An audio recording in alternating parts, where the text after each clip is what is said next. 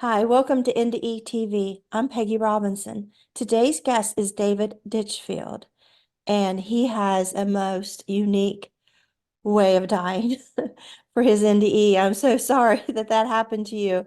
That is horrific. So hi, David. Hi, good to see you, Peggy. You too. So I'm going to let you start wherever you like and take as long as you like. Sure. Okay. Well, I guess my story starts really on a train platform. So yeah, it was a rail station in Cambridge in the UK in 2006. I was seeing a friend off at the station and I was helping her onto the car with her bags and I gave her a kiss and a hug to say goodbye. And that was the point that my life completely turned around because we heard the buzzers going on the emergency for the doors to close. So I stepped back, and but as I did step back, the bottom corner of my coat, it was like a three-quarter length sheepskin coat, got trapped, and I just couldn't pull it free from the doors as I slammed to. And of course, I tried everything I could. First thing I did was to yell out for help from a guard. But little did I know there was no guard on this complete route because I wasn't familiar with the station, And so I started banging on the doors, the windows. I saw emergency buzzers. I hit those, but nothing happened. Uh, and so I just, it was just a terrifying moment because the engine started to roar. They started to rev up, and I knew the train was about to pull out. So it's kind of like I'd literally got moments to anticipate the fact that, this could all be over for me. That but I was like literally staring death in the eyes, it seemed at that point. Um, so the train started to pull out of the station, and it seemed like it did pull out at great speed. I felt every gear shift, and you don't realize how fast trains actually pull out of stations until you attach to the outside of one. And I lost my footing. I was dragged along the platform edge, and then I was pulled between the space of the platform and then the speeding train and under the wheels. So yeah, I went into fight or flight mode, and of course I decided to fight, and so I was fully conscious throughout this whole horrific ordeal because as I got sucked under, it was like being thrown into this very huge mechanical beast. Seemed like at the moment, and it was like thrown into darkness, and I was thrown around, very violently and relentlessly, and then eventually down to the ground and I landed by a miracle in between the tracks, and the train was still continuing on. It was like going over my head, so I just kept my face right down into the gravel, just thinking, it's not over yet. I could get hit by the undercarriage, but that didn't happen, of course. Otherwise, I wouldn't be talking to you now. So the train went off down the track, and I lay there in complete agony. And the first thing I did was to sort of just check myself, and the first thing I noticed was that this beautiful sheepskin coat that I was wearing that had protected me was now ripped to shreds. The left arm had been pulled right open and ripped open, and so was my arm. My arm had been cut from the elbow down, and so that was a really horrific moments. So I tried to reach for my cell phone because I thought I've got to phone for help, because there was no one else around, clearly. But of course, my phone was smashed. But help did arrive really quick. The emergency guys jumped down onto the track from the platform, started cutting through my clothes, and got me onto a stretcher. And they got me in the back of an ambulance. And I remember the doctor saying to me, "Look, we've just come from around the corner, but the hospital that's going to save you is a 25-30 minute drive. Can you hang in there?" And I said, "Yeah, let's go."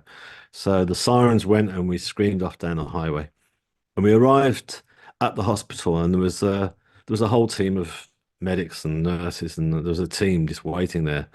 And they wheeled me in, and I was in the emergency department, and I remember hearing fear in the doctors' voices. I couldn't understand what they were saying. Of course, it was all science to me. It was all very confusing. And so I knew it wasn't all over yet because I was losing a lot of blood. I could see that by now. And the doctor said to me, "Look, we're going to have to wheel you straight into surgery. But your family are here. Would you like to see them before you go in?" And I said, "Yeah, just send them all in, please." So they came in. I remember seeing my mother and father came in. My mother was in tears, and we spoke. And then I said to my mum, I said, "I need to speak to my friend Anna, who I've been seeing off, because I saw her sat at the back of the room, and she was in shock. And she'd just been through horror herself because she'd seen the whole thing unfold. And so she came over. Her face was completely white, and she just said, "I can't believe you're alive." She said they announced over the speakers that you were dead, and you're here, you're alive. And I said, "I know." And so it was at that point that I left the drama of the hospital. I left all the agony that I was going through. I left, all the noise and the bright lights from the fluorescent strip, and then I was suddenly transformed into this beautiful, calm space, a very dark space, but it was a darkness that was unforeboding, and it was actually quite welcoming. Um, and I tried to get my bearings. I kind of lifted myself up and looked around, and I was greeted by these colors of light. They were like pulsating orbs that were slowly pulsating all around me. And they were like orbs. They were almost like colors of light on a landing strip at an airport. But these lights were making me feel quite safe and calm because, in all fairness, I figured I was dead. I figured I hadn't made it, and I thought straight away, this is it. This is the next stage where we go to. And I didn't fight it. I didn't try to resist it. I mean, I've since learnt that many people who've had NDEs who've got too much to live for. They've got young kids and families and stuff. Would fight it, and would want to come back immediately. It's not like I wanted to die, but I didn't have that in place. I didn't have young kids waiting for me, so I just kind of went along with it and allowed myself not to feel any sense of fear. Well, there was no fear actually whatsoever. And I just laid my head back. And I suddenly realized that I wasn't actually on the hospital trolley that I'd been on for some time. I was now on a huge rock. It was like a huge granite rock. And I just kind of again lifted my head up and I looked at this rock. It was like I describe it as being almost like a medieval altar. And that's the best way to describe it. And it felt remarkably comfortable to be laid on. And that's odd because I suddenly realized now that I was no longer clothed, but I was just covered in this blue satin, silky colored material, like a warm sheet, which made me feel safe. And I checked my body, and every single part of me was intact. There wasn't even a single scratch or bruise. My left arm was completely back in place. Everything was just fine. So in that knowledge, laid my head back and closed my eyes. And as I closed my eyes, I lay there, and suddenly light started to appear through my eyelids. It was like quite intense light. And so I opened my eyes and there above me were like three symmetrical grids of white light that were shining this beautiful light into my eyes. And I couldn't take my gaze away because I knew that this was just more than light. It was like a healing energy that was coming through. And and I felt that this light was just healing, the trauma that I'd just been through, that my body had just been put through something that the human body should not be put through.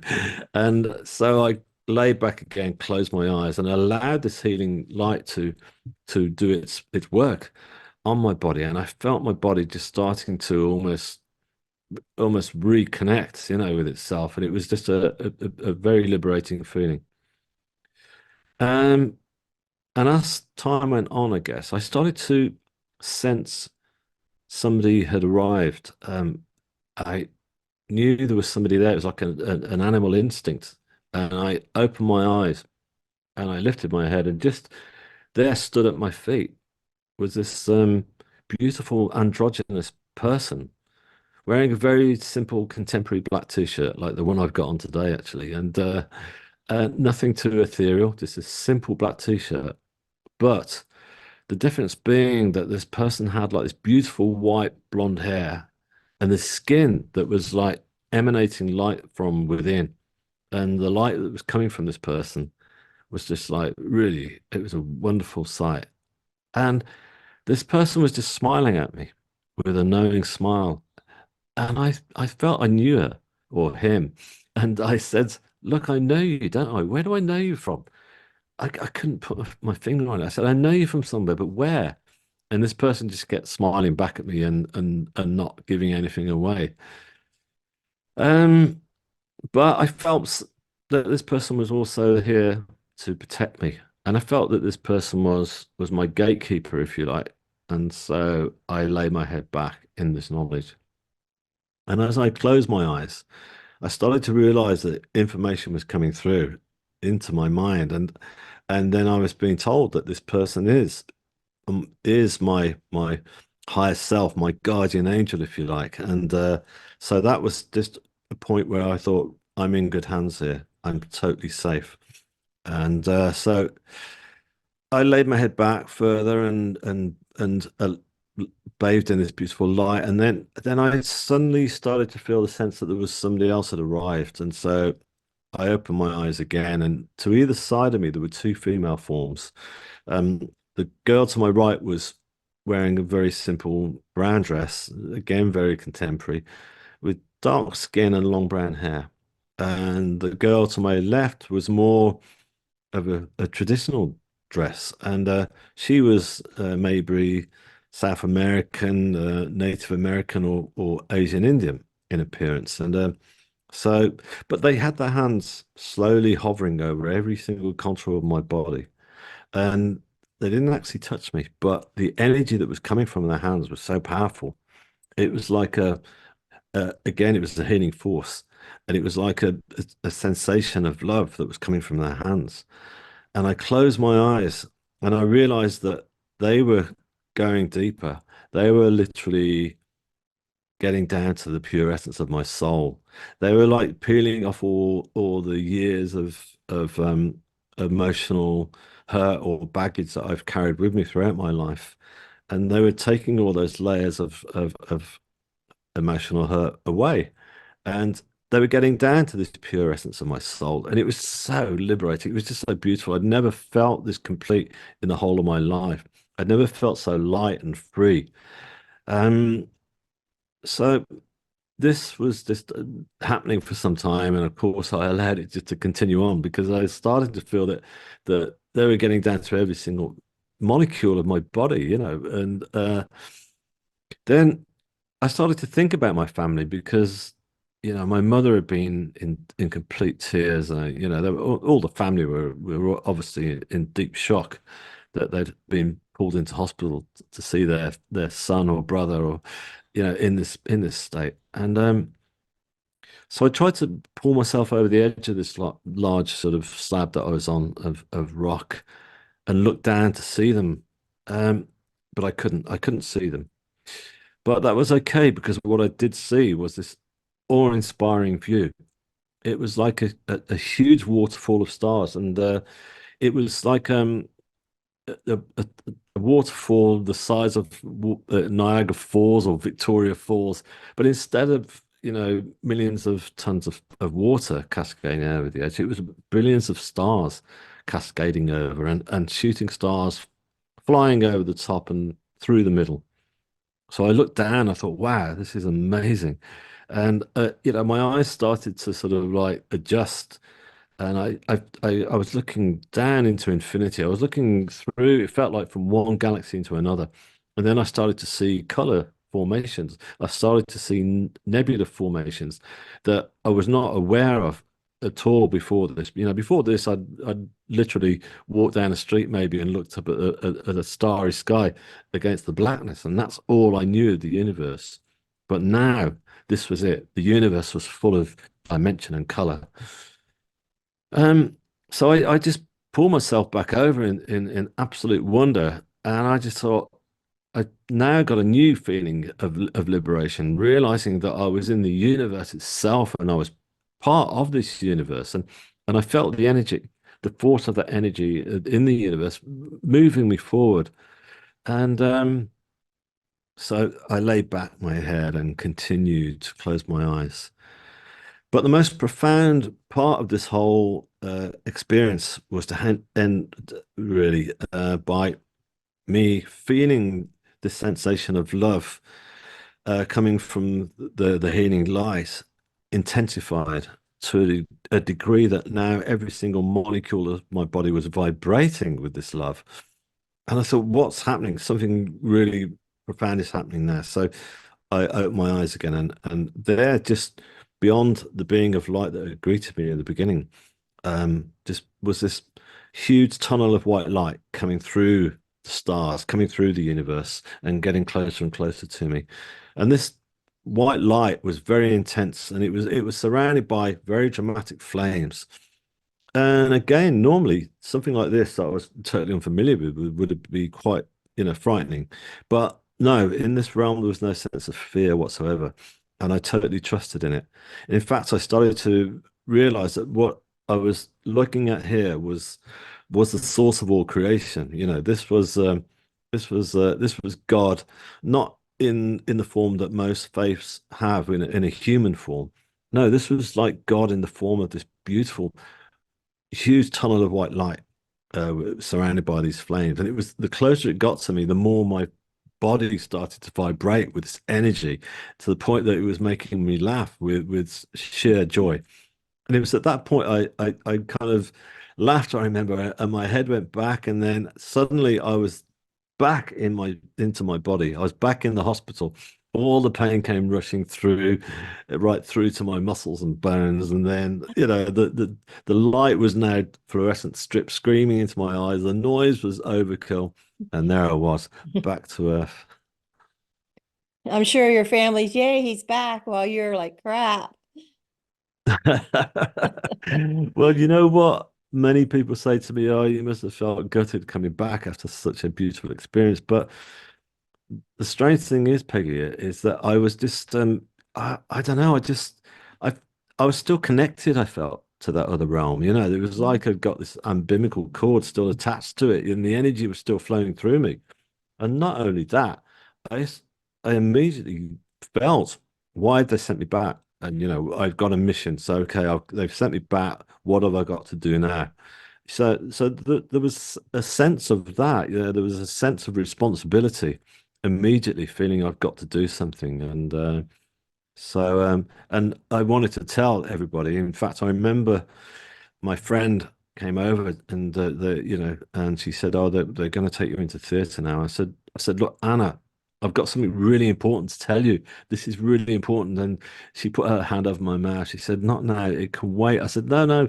She said, "No, please, David, tell me later." And I said, "Okay, okay." So you can see how much I wanted to share it, and immediately, yeah. Fascinating. So what was it like when you started telling people? Um, yeah, well, it was interesting because I got no sense of me. I didn't think people weren't going to get it or believe it. There was no sense of that. I didn't think people were going to think maybe I've gone mad or whatever. It it's I told my friend Anna, and I told my sister in the first couple of days of them coming in to visit me in hospital. But it took me a week to tell my parents. But that's only because my parents were Christian, and I thought, well, it might, sort of jar with their teachings, and it might not work for them. And I wanted it to, I wanted them to get it and to understand it. So it's interesting when I did tell my mother and father, they listened. And then right at the end, my mum just turned around, called it mother's instinct. And she said, "David, we know." I said, "You know?" I said, "How come, mum?" She said, "Well, because I got this room that they give me in the hospital to myself because of the severity of my injuries." And then, sh- and she said that, well, we walk in this room, and as soon as we walk in, we know that you're in a bad way physically, but you're just glowing, and you've got this energy that you're just giving out to everyone, the nurses, doctors, whoever's in there. You're just giving. And I guess that was a sense of me trying to find out what my purpose was, and also feeling so positive about myself, because just before the accident, my life was in a really bad place. I was broke. I was just about to be evicted from my apartment. Things couldn't have been worse. So for my family, it was just like, it was such a shock to see me suddenly transform from this darkness in my life to see me so positive and full of calmness and glowing, as my mother put it. Yeah. When I've heard your story before, you went more detail who you were before this, and it just seemed like you were just trying to fit in the world and everybody else's way of fitting in, and you just didn't fit. But after this, it just seemed like you knew where you fit.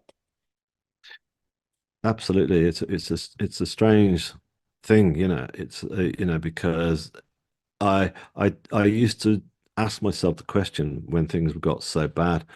I used to say, how do you do life? How do you fit into life? How do you know, get married, have kids, have a nice car, a nice house, and a mortgage, and a steady job. All those things that were I was struggling to get by with. Just I mean, I was yes, I was okay with relationships. That was fine, but I was just not.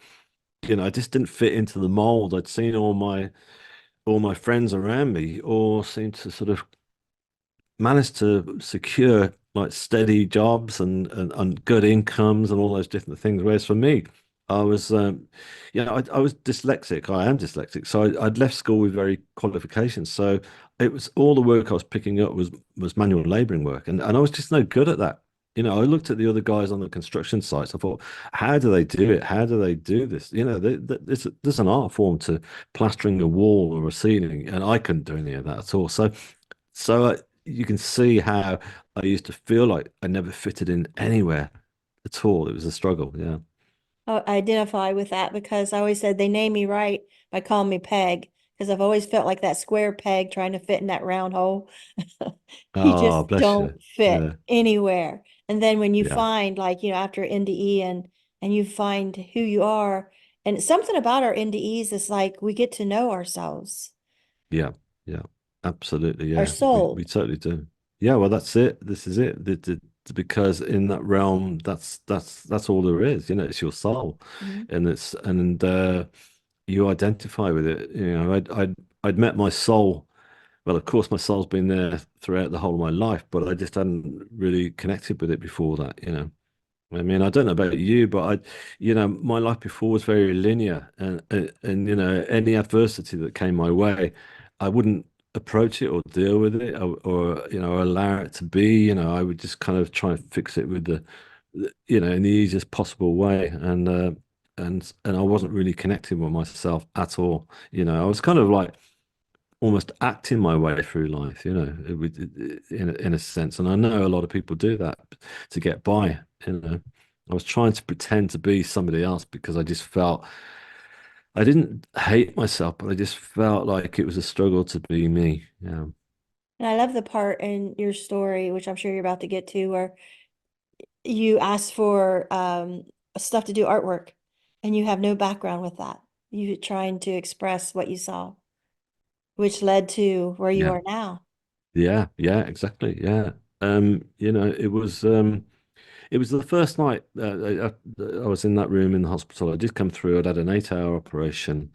And I just lay there in this room on my own in the dark, I remember, and it was about 2 a.m. And obviously I was just contemplating what had just happened to me, going under a train was huge. But I was more obsessed, well, not obsessed, that's the wrong word. I was, the thing that was going through my mind was this whole experience I'd just been through. Because I knew nothing about near-death experiences at this point in my life. And I just thought, what has happened? And I was scared I was going to forget all the details. So I thought, I know what I'm going to do. I'm going to do a painting and I'm going to paint it. It doesn't matter. There was no sense of like, can I do it or not? I thought I'm going to do it. And I thought not only that, I thought it's got to be like one of those big Renaissance style paintings, those biblical scenes that are very dramatic for people to get it. So once I got out of hospital and I started, yeah, I was apprehensive at first before I laid that paint onto the canvas. But once I started, it started to come together in a way that was really kind of unusual because I realized from day one that it was it was starting to form on the canvas in a really beautiful way. I thought this is more than just me doing this. I thought I'm being helped here. I thought I'm being helped. It's like getting a crash course on how to paint. When I came to do the skin tones, for me before, if I painted skin, I would have just put one color on. Whereas now I was throwing on greens and blues, yellows, purples, whatever, to bring out or the color and the light of skin. And I thought, where's this all coming from? It's really amazing. But obviously, it was within me throughout all my life, and I just hadn't realized that that ability was there. I'll put links in the description for your artwork and things that you do so Thank people you. can see. It's amazing. And then music, right? You went from there to bringing this out in Yeah. music. That's right. Yeah, this all came about. I started to realize there was a lot of synchronicity was going on in my life. I started painting. Um, I met some friends of my sister's because I was recovering at my sister's house with her family, and she'd come around one day, and it was before I started the painting, and her friend said, "When are you going to start this painting?" And I said, "Well, it's too dark in here. I can't do it." And she said, "Well, we've got a studio space going through a week because we're redecorating our yoga Pilates center that her and her husband own." So I went there and I started that painting off, and of course I didn't finish it, but in that one week. But they said, "Oh, you can stay. We'll move you around different studios when different classes are going on." So because I was there, a lot of people were coming into classes, and they used to come up and look at my paintings. I was called the artist in the attic, and one of those people was a cellist. She played cello in the local orchestra, the chamber orchestra of St Ives, they were called, and still are, and so yeah, we used to get chatting and stuff like that, and I'd been told I'd been because I started having spiritual healing also, and some of those spiritual healers were clairvoyant, and they were giving messages to me throughout the healing sessions. And one or two of them would start saying, they were seeing music and hearing classical music as they were healing me, and I said, I don't know what that's about. Then one of them said, look, we're being told that you're going to write a piece of music about your experience. So I said, okay. So all I got was is an old synthesizer, a very cheap Spanish one up in the loft. So I got that down, and I asked my dad for his cassette recorder. So and then I started trying to put an idea together. Nothing was coming because I thought it was going to be a song. Then one day, this beautiful chord progression came through. I thought, wow, what's that? So I started to develop it. I thought this has got to be performed by an orchestra. So again, I got that same sense of no holds barred. And I spoke to this friend of mine, the cellist, and I said what was I was doing, and she said, "Oh, maybe we could perform it with the orchestra." I said that would be fantastic. So they agreed to perform it. And that was amazing in itself because again, more synchronicity started to happen. They asked me if I would say a few words to the local press about it, and 'cause that's what they normally do with composers. I said sure. When I spoke to the local press, I remember I was on the phone and they said, "Hang on, you're the guy who went under the train, aren't you?" And I said, "Yes." And they said, "It's going on the front cover."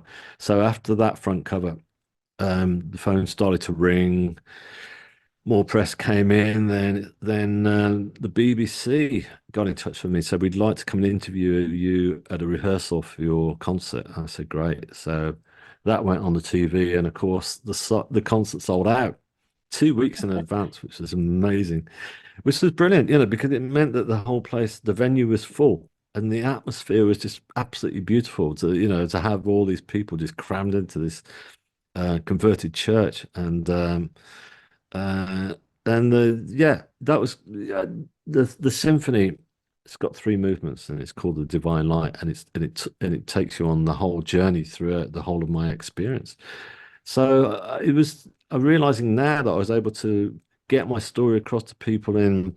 It felt like three dimensions now. I'd gone from just my artwork to music as well. So yeah, so that's where it went. So what are you doing today? What are you doing now?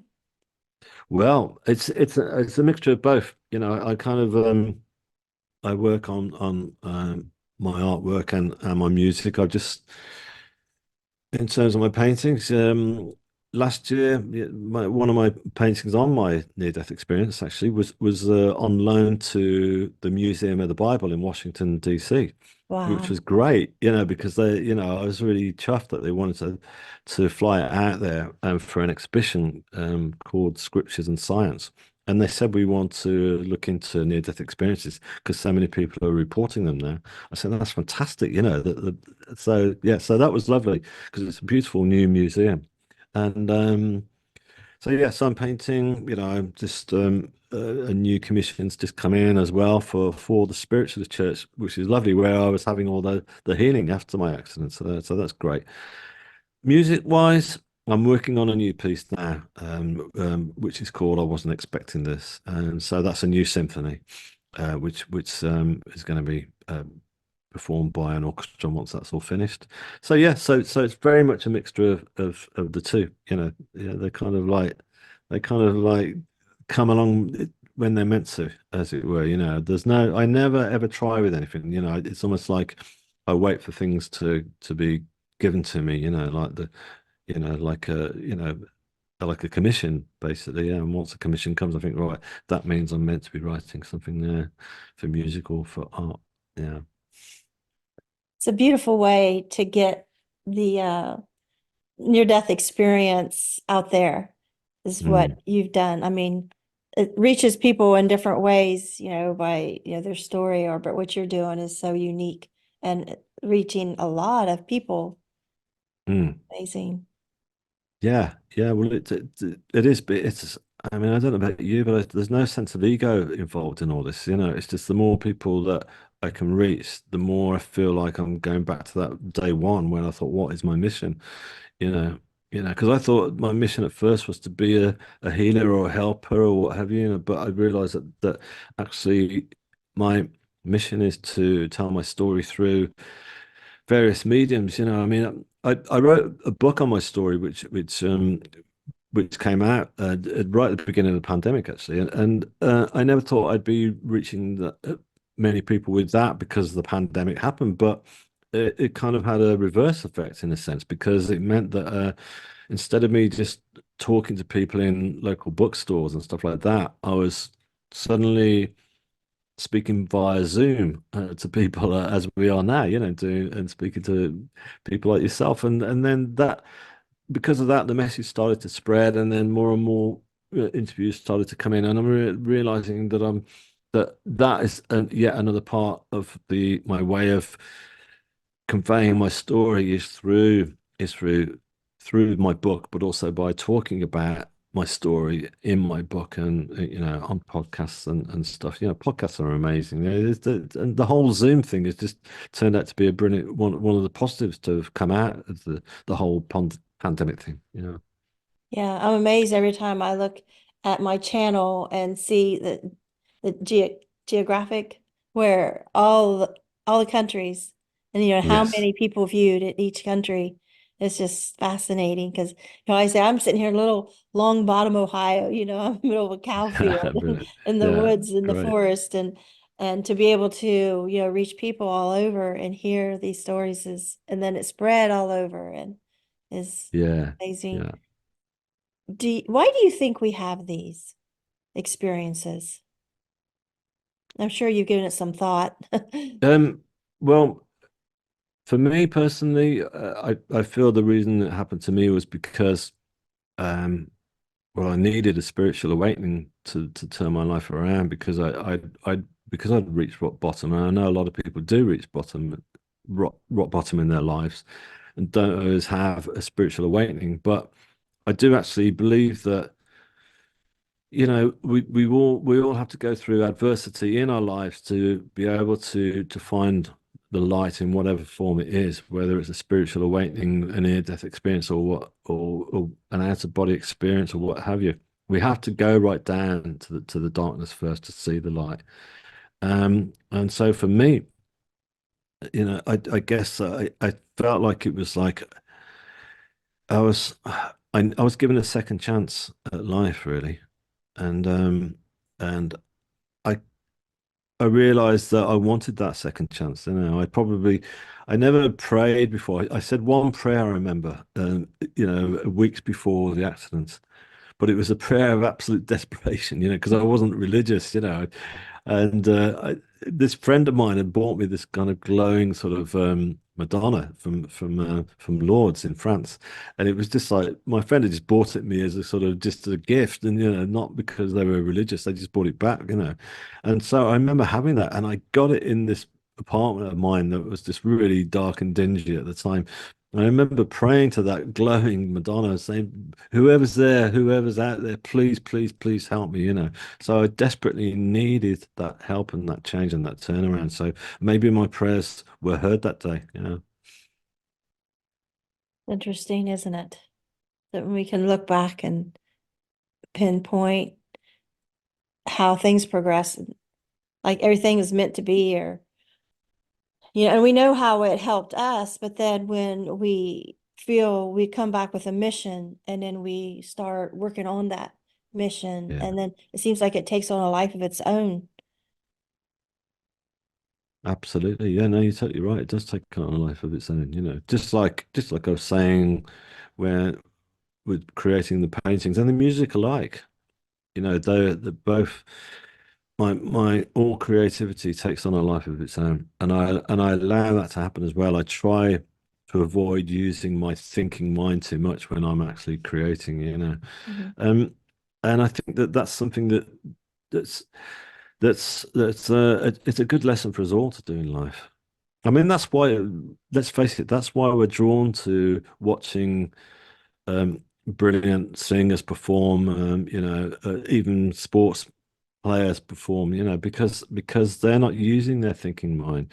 I was watching some old footage on TV the other night here on the BBC, and they were showing Jimi Hendrix playing guitar.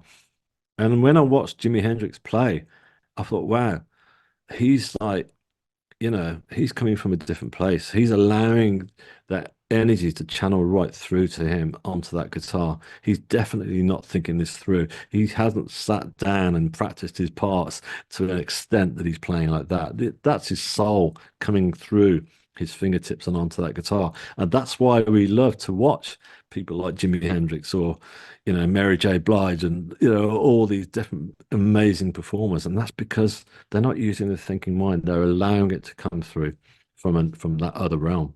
Yeah, it's like they go into the zone, and as we watch them, it's like we're, going to the zone with them. And Yeah, something that's it. struck me, and I've heard this phrase and I've said it myself so many times, but when you said it and you were laying there on those tracks, you went either fight or flight. And for some Mm, reason, that phrase just kind of hit me. Like, is that what NDEs are? Is that fight or flight? And, that zone where we just fly into that creative space and just let go. And I don't know if that's making any sense, but that's just what I started yeah. feeling when you said that. Um, Yeah, no, you're absolutely right. That's beautifully put. Yeah. I agree.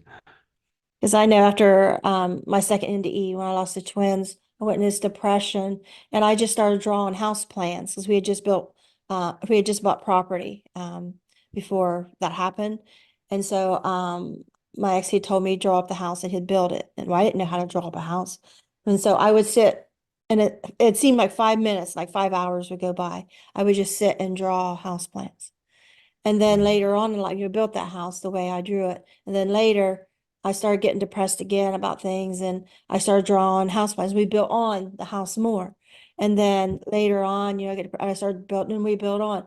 And one day I stepped out on the porch to take the dog out, and something just spoke to me about God doesn't give us depression without a rescue. Our rescue is creativity.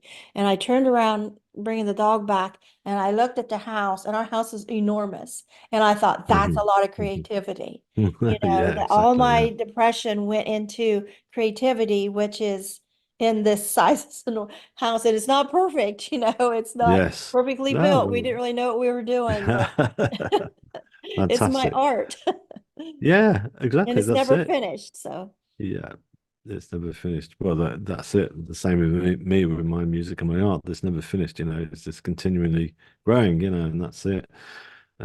Because this is what I also say to people that I think with a spiritual awakening or near-death experience, you don't necessarily come back and discover that you're an artist or a musician. There are other things that you discover that you have within yourself, like I'm sure you must have you looked back and thought, wow, how did that happen? How did I create this wonderful house? How did that all happen? But that's because you allowed it to be. You allowed that creativity to come through, because creativity is a massive umbrella, and we just don't see it that, even science is creative. And it seems like when we're on the other side, we don't realize till we come back that I think, we're on just our soul. We're not our body or our brain. We're just our soul. And we come back, at least for me, and I know, I think another guest and you, is that there's something that sparked us, a creative spark earlier in our life that went unfulfilled. Like, the drawing houses. I just had one class in home ec in like 10th grade about how to Mm, draw house plans, but yeah, that come back when, I was yeah. depressed after the twins. And then also after the twins, I started thinking a lot about, I remember when I turned 18 on my birthday, I promised myself I would never forget what it was like to be an abused child. And I started Oh, remembering that promise I made to myself and God that I would do something to help abused mm, kids. So I looked in the newspaper and right there it was, would you like to be a mm. therapeutic foster parent? And that started a whole thing, end up having 60 foster kids and, adopted Wow. 10. And it's just like, I don't know how, a person without that kind of experience, meditation, I suppose, prayer, something that would allow them to let go and think about what is my mission in life? What do Mm, I really feel good doing? Even if I don't do it good, like I didn't know how to mm, build a house and I built one, like even yeah, if I don't know how to do it good, or like you had no background in music or art, but you're just led, this is what I just got to do. yeah, exactly. That's it.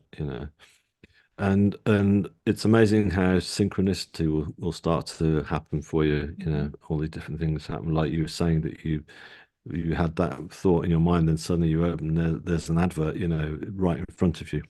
And those kind of moments I always kind of go, wow, wow, thank you, because I know that I've been sent it for a reason.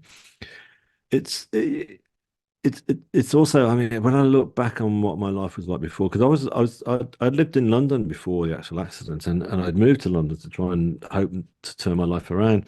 And a lot of the friends I had there were like working in the music industry, and like some of them are successful musicians, artists, and stuff like that. And I used to think, oh, I just want to be part of that world because you don't need to be highly educated for it. And I was desperately trying to push doors open and get myself in there. I wasn't trying to beg favors or anything off my friends, but I was just any opportunity that I would see, I was trying to get through that door, and it was never opening for me. It was just closed in my face constantly. And I thought, why is that? And I realized now that it's because I was literally forcing it.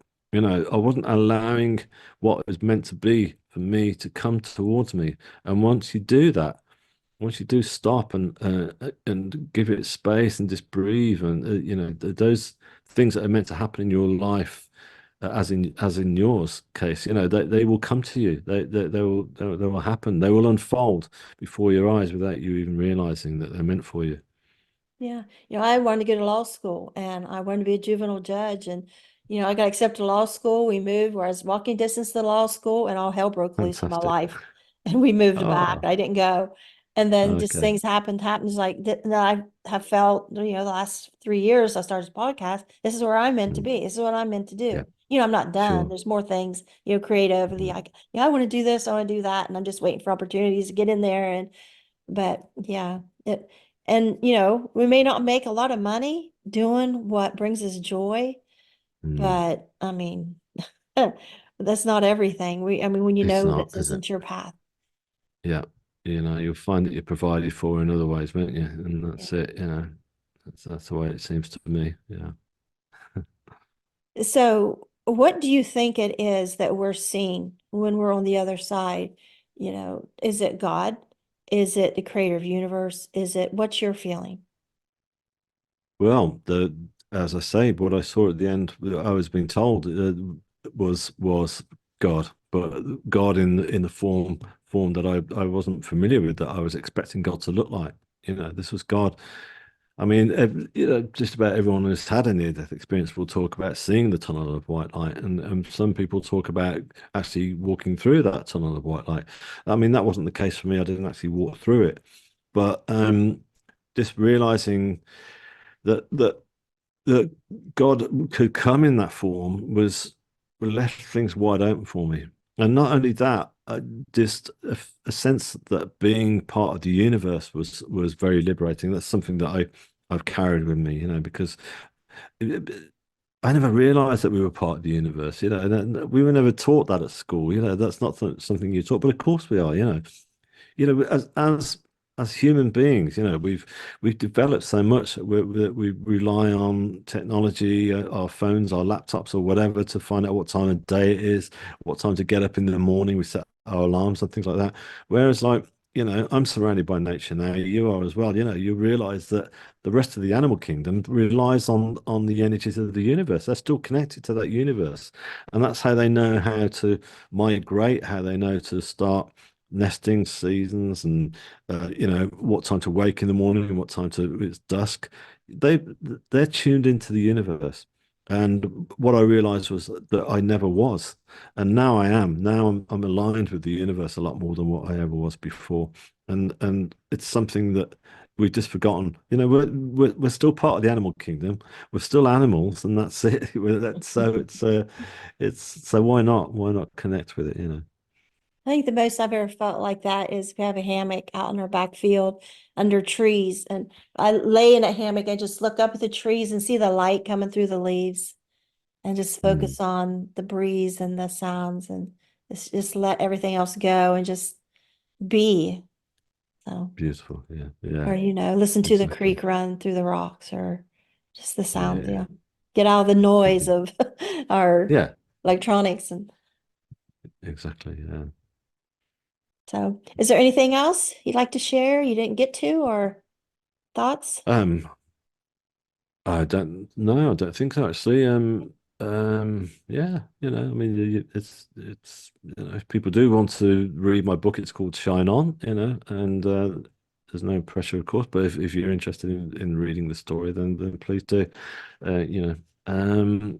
I'll put the But link in there too for that. Yeah, that'd be great. Yeah, yeah, it's good. If people want some, because sometimes people say, "Oh, well, you never mentioned about your book. Where can we find it?" So, of course, if people want to read it, yeah. So, The audience of actually course. gets upset when I don't put a link for their book in there. Like, they don't want to Google it. Like you say the name, they just don't want to just, Yeah, they want me to put the link. So I don't have yeah, trouble connecting. I know. Well, this is it. There's a fine line between me saying, "Hey, go and buy my book," and me not saying anything at all and stuff. And then people having no knowledge of it. So yeah, of course, there's no point in you and I chatting together now without giving that information out. So yeah, so that's lovely. And also, you're going to probably put my social media links if people want Yes. to have a look at my paintings. The links are on there, and also if you want to listen to my music, you can hear that very first symphony that I wrote, The Divine Light. You can stream that for free on my website, which And is I think you sent all those to davidditchfield.com. me. Yeah, exactly. And You've got all I'll those. use So all yeah. So those. if anybody wants to listen to it, please go ahead and listen to it. Mm, Okay. All right. Well, thank okay. you, David, for coming Pleasure. and Yeah. sharing your story. And Thanks for having me on. Yeah. Good to see you again. okay. Bye-bye. Bye now.